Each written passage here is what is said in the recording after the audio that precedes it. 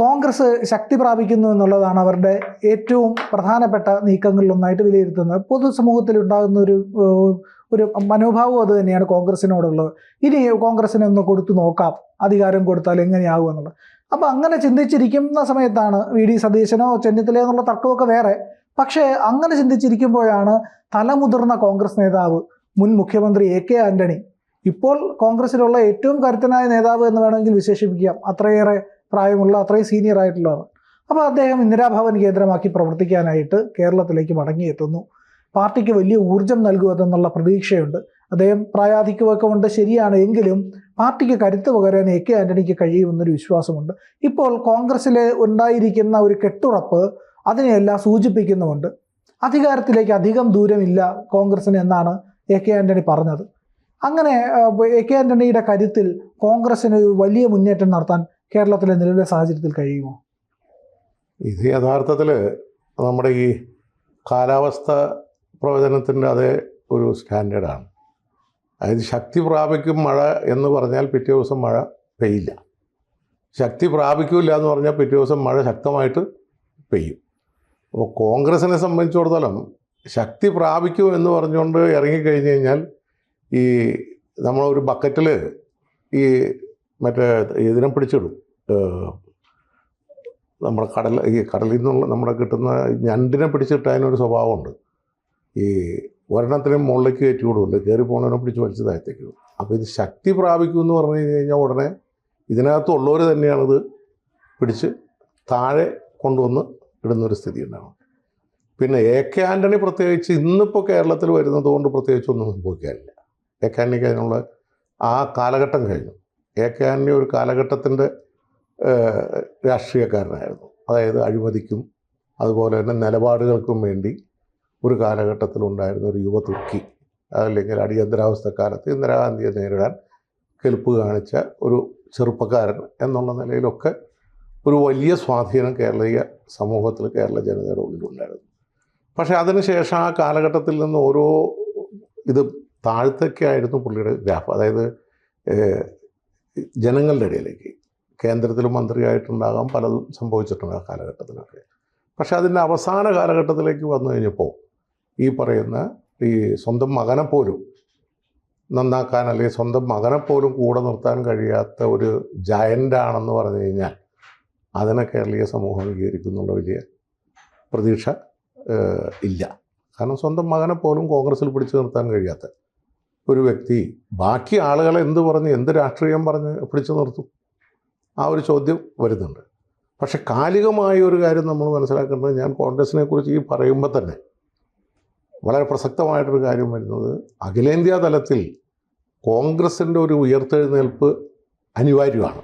കാരണം ഇന്നിപ്പോൾ ഈ ഇന്ത്യയിലെമ്പാടും ഒരു എല്ലാ സ്റ്റേറ്റിലും ചെന്നാൽ അറിയപ്പെടുന്ന, അല്ലെങ്കിൽ 10 ആളെങ്കിലും രാജ്യത്തിൻ്റെ എല്ലാ സ്റ്റേറ്റിലുമുള്ള ഒരു രാഷ്ട്രീയ പ്രസ്ഥാനം ഇന്ന് കോൺഗ്രസ്സാണ്.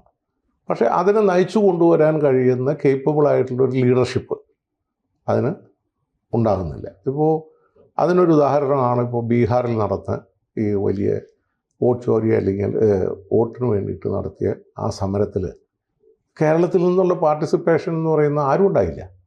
ഇത് കെ.സി. വേണുഗോപാൽ ഒരു സംഘടനയുടെ ഭാഗമായി എൻ്റെ കൂടെ പോകുന്നു എന്ന് വിട്ടിട്ട് കേരളത്തിൽ നിന്നൊരു സാന്നിധ്യം അതിപ്പോൾ ആർ.ജെ.ഡിക്കും ഉണ്ടായില്ല, ഈ കോൺഗ്രസിനും ഉണ്ടായില്ല.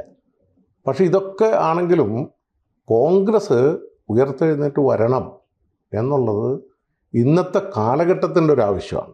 ആ കാലഘട്ടത്തിൻ്റെ ആവശ്യം അത് എ.കെ. ആന്റണി കൂടെ ഉയർത്തെഴുന്നേറ്റ് വരണം എന്ന് പറഞ്ഞതൊന്നും എളുപ്പമുള്ള പ്രായോഗികമല്ല. അതിൻ്റെ കാരണം വെച്ചാൽ ഒരു പല്ലുപോയ സിംഹം എന്നുള്ളത് കഴിഞ്ഞിട്ട് ഇന്ന് കേരളത്തിലെ സമൂഹം അതായത് സ്വന്തം മകനെ സ്വന്തം രാഷ്ട്രീയത്തിലേക്ക്, ഇത് ഈ എത്രയോ കുടുംബങ്ങളിൽ മക്കളുണ്ട്, അവർ രാഷ്ട്രീയമില്ല, പലരും രാഷ്ട്രീയമില്ലാതെ അവർ ബിസിനസ്സോ അവരുടെ മറ്റു വിദ്യാഭ്യാസ കാര്യങ്ങളോ ഇതൊക്കെ ആയിട്ട് മാറിപ്പോകുന്നു. അതൊക്കെ സ്വാഭാവികമായിട്ട് സംഭവിക്കുന്നതാണ്. പക്ഷേ ഒരു മകനുണ്ടാകുക, രാഷ്ട്രീയത്തിൽ നിലനിൽക്കുക, അതേ രാഷ്ട്രീയത്തിൽ നിന്ന്, സ്വന്തം പാർട്ടിയുടെ രാഷ്ട്രീയത്തിൽ നിന്ന് അതിൻ്റെ അപജയം കൊണ്ട് അതിൻ്റെ വിരുദ്ധ ചേരിയിലുള്ള ഒരു രാഷ്ട്രീയത്തിലേക്ക് മാറിപ്പോവുക, അതിൻ്റെ ലീഡർഷിപ്പിലേക്ക് വരിക എന്ന് പറയുന്ന ഒരു സ്ഥിതി എന്ന് പറഞ്ഞാൽ സ്വന്തം മകനെ താത്വികമായോ രാഷ്ട്രീയമായോ പറഞ്ഞ് ബോധ്യപ്പെടുത്താൻ കഴിയാത്ത ഒരാൾ ഈ കേരളീയ സമൂഹത്തിലെ പൊതുസമൂഹത്തിന് എന്ത് പറഞ്ഞ് നിലനിർത്താൻ കഴിയും? മറ്റൊരു മുഖ്യമന്ത്രിയായിട്ടിരുന്ന കെ കരുണാകരൻ്റെ മകൾ, അവരും ഈ പറയുന്ന രീതിയിൽ അവിടെ നിന്ന്. ഇതൊക്കെ കോൺഗ്രസിന്റെ ഒരു വിശാലമായ ജനാധിപത്യ ബോധമായിട്ട് കാണാൻ കഴിയില്ലേ? അവരുടെ ഒരു കുടുംബത്തിലാണെങ്കിൽ തന്നെ വ്യത്യസ്ത അഭിപ്രായങ്ങൾ ഉണ്ടായിക്കോട്ടെ എന്നവരെ അനുവദിക്കുന്നതിന്. ആ അനുവദിക്കലിനൊരു കാര്യമുണ്ട്. അതായത് ഈ അവിടെ വരുമ്പോൾ ഒരു ചോദ്യം വരും, എന്ത് താത്വികതയുടെ അടിസ്ഥാനത്തിലാണ് ഇവർ ഒന്നിച്ച് നിൽക്കുന്നത്? അപ്പോൾ ആ താത്വികതയെ പുതിയ തലമുറയ്ക്ക് പകർന്നു കൊടുക്കാൻ കഴിയണില്ല എന്നുള്ളതാണ്. അത് പകർന്നു കൊടുക്കാൻ കഴിയണമല്ലോ. ഒരു രാഷ്ട്രീയത്തിൻ്റെ നിലനിൽപ്പ് അല്ലെങ്കിൽ ഒരു ആ പ്രസ്ഥാനത്തിൻ്റെ നിലനിൽപ്പ് എന്ന് പറയുന്ന നെഹ്റുവിൻ്റെ കാലം തൊട്ട് ഈ പറയുന്ന രാജ്യത്തിൻ്റെ സ്വാതന്ത്ര്യത്തിനു വേണ്ടി ആയിരക്കണക്കിന് ലക്ഷക്കണക്കിന് ആളുകളെ ബലി കൊടുത്തുകൊണ്ട് ബലിദാനം നടത്തി വന്ന ഒരു രാഷ്ട്രീയ പ്രസ്ഥാനമാണ്. അതിനൊരു കാഴ്ചപ്പാട്, നെഹ്റുവിയൻ കാഴ്ചപ്പാടും ആ രീതിയിലുള്ളൊരു കാഴ്ചപ്പാടിൻ്റെ അടിസ്ഥാനത്തിൽ വന്നിട്ടുള്ളൊരു രാഷ്ട്രീയമുണ്ട്. അതായത് ഗാന്ധി ആയാലും ഓരോരുത്തരായാലും അതായത് അത് അനിഷേധ്യരായ നേതാക്കളുടെ ഒരു കൂടാരമായിരുന്നു. അതിനുശേഷവും ഈ അടുത്ത കാലം വരെ ഈ രാഹുൽ ഗാന്ധിയും ഈ KC വേണുഗോപാലും അതിൻ്റെ നേതൃത്വം ഏറ്റെടുക്കുന്ന കാലഘട്ടം വരെ എന്ന് പറഞ്ഞു കഴിഞ്ഞാൽ ഉണ്ടായിരുന്ന അതിസമ്പന്നമായൊരു നേതൃനിര, ആ നേതൃനിര മുഴുവൻ ഇതിൽ നിന്ന് പോവാണ്. അപ്പോൾ ആ പോകുന്ന സമയത്ത് പോലും കോൺഗ്രസിനെ സ്നേഹിക്കുന്ന ഒരു വലിയ കൂട്ടം ജനം ഇന്ത്യയിലുണ്ട്. അതൊരു 1% ആളുകൾ, ഒരു കൺസിഡറബിൾ ആയിട്ടുള്ള ശതമാനം ആളുകൾ കോൺഗ്രസിൻ്റെ കൂടെയുണ്ട്. പക്ഷെ ആ ആളുകളെ ഈ മുന്നിൽ നിന്ന് നയിക്കാൻ ഇന്ന് AK ആന്റണിയെ കൊണ്ട് കഴിയില്ല. അതിൻ്റെ കാലം കഴിയും. അതിന് വേണ്ടത് ഇവർക്ക് സംഘടനാ പാഠമാണ്. ആ സംഘടനാ പാഠവത്തിലേക്ക് വരുമ്പോൾ ഇപ്പോഴും കേരളത്തിൽ തന്നെ ഈ പറയുന്ന ബഹുഭൂരിപക്ഷമായിട്ടുള്ള സ്ഥലങ്ങളിൽ കമ്മിറ്റികളുണ്ടെങ്കിൽ അതുപോലെ തന്നെ പ്രാദേശിക തലത്തിൽ ബൂത്ത് തലത്തിൽ പോലും കമ്മിറ്റികളില്ലാത്ത സ്ഥലങ്ങളുണ്ട്. ആദ്യം ഇവർ ചെയ്യേണ്ടത് സംഘടന ശക്തിപ്പെടുത്തലാണ്. ഇവിടുത്തെ വലതുപക്ഷ ചിന്തയുള്ള ഒട്ടേറെ മാധ്യമങ്ങൾ കൊടുക്കുന്ന പ്രചരണം കൊണ്ട് പിടിച്ചു നിൽക്കുന്നു എന്നുള്ളത് കൊണ്ട് ആത്യന്തികമായി വോട്ടിംഗ് സ്ഥലത്തേക്ക് വരുമ്പോൾ ആ വോട്ടിനെ വോട്ടാക്കി എത്തിക്കാൻ, വീടുകളിലൊരു സ്ലിപ്പ് കൊണ്ടുപോയി കൊടുക്കാൻ, വീടുകളിലെ ആളുകളുമായി അവരുടെ പ്രശ്നങ്ങൾ സംസാരിച്ച് അതിൻ്റെ വസ്തുനിഷ്ഠമായ പരിഹാരം ഉണ്ടാക്കാൻ.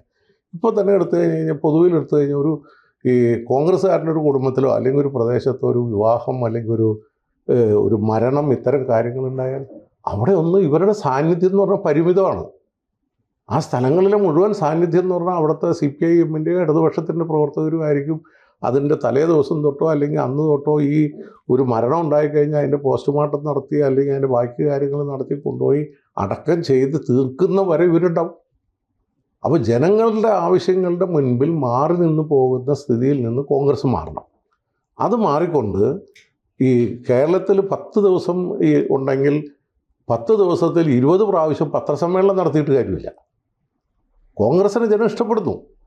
ആ ഇഷ്ടപ്പെടുന്ന നിലയിലേക്ക് കോൺഗ്രസിന് എത്തിക്കാൻ കഴിയേണ്ട മിടുക്ക് പുതിയ തലമുറയിലെ ലീഡർഷിപ്പിന് ഉണ്ടാകണം. ആ ലീഡർഷിപ്പ് ഉണ്ടാക്കിയാൽ അവർക്ക് അനുകൂലമാകും.